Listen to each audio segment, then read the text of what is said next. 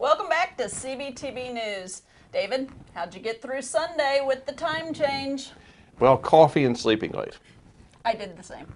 Earlier this week, we moved our clocks ahead for daylight savings time. Every state but 2 has daylight savings time. Only Alaska and Hawaii avoid this annual ritual. But elsewhere in the U.S., turning the clocks forward and back again is a routine many people don't like, at the very least find disruptive. We went to some of our viewers asking about how they coped with turning the clocks forward. We just went out and asked questions and got some interesting reactions. One lady says she has seen how it affects children.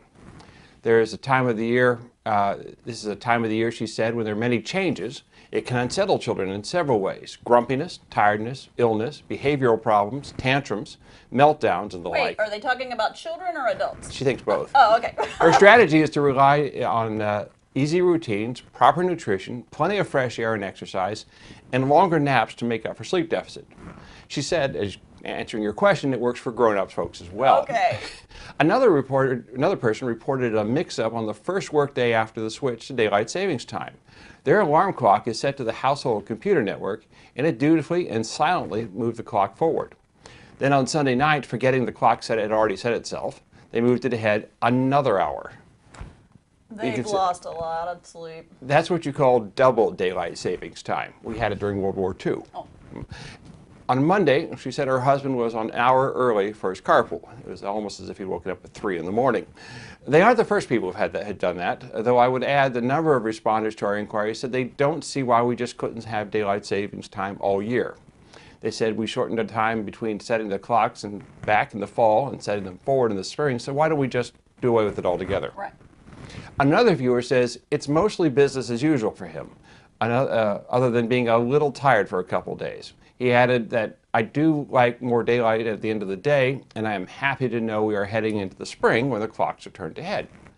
That's a good positive attitude to have. Just like the end of the daylight savings time in November signals the beginning of fall, with more darkness, setting our clocks forward in March, to many, is a sign that winter is really over, and spring's just around the corner. I like that. I like that also.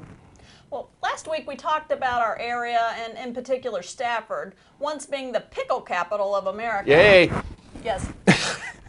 At the start of the 20th century, our region grew a lot of cucumbers, and there were pickle cannery factories throughout the area.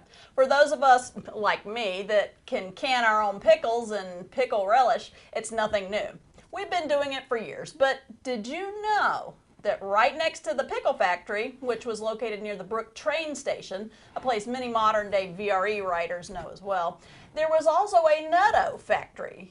What's Nuto, you ask? Or Nuto? It could be Nuto, it could be Nuto. That's a good question, but You say Nuto, I say Nuto. yeah, tomato, tomato, potato, potato. In 1921, Jethro Kloss, considered by many to be the father of organic health food movement, started the Brook Health Food Company and produced a meat substitute called Nuto that was widely marketed, that could be sliced and fried. It was made from locally grown soybeans and grain.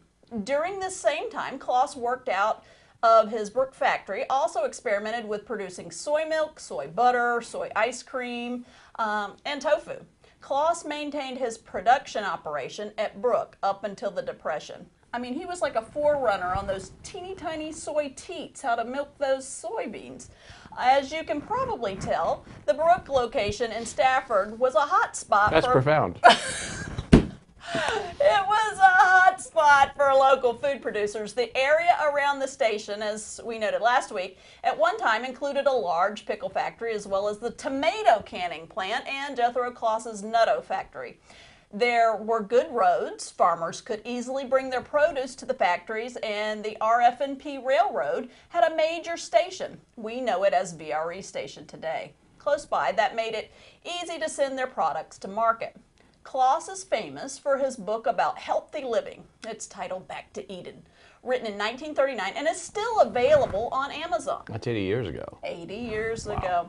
This one-time Stafford health food manufacturer was a man ahead of his time. He advocated a diet high in fruits, vegetables, and grains, and with minimal meat, caffeine, fat, and sugars. He also recommended living a spiritually healthy life, realizing again that health comes from a totally integrated lifestyle where body, mind, and spirit are in harmony. Now, to the weather desk with Kara Colucci. Kara, please bring us some nice weather. Please, Kara, please.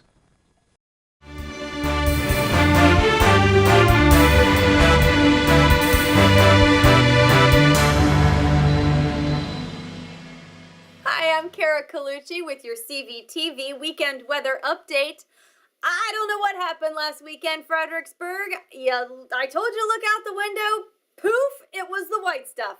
I don't know. And then we had 70 degrees on Sunday. It is a rockin' roller coaster of weather here in the Fredericksburg area. This weekend, we're looking at some more precipitation on Friday night.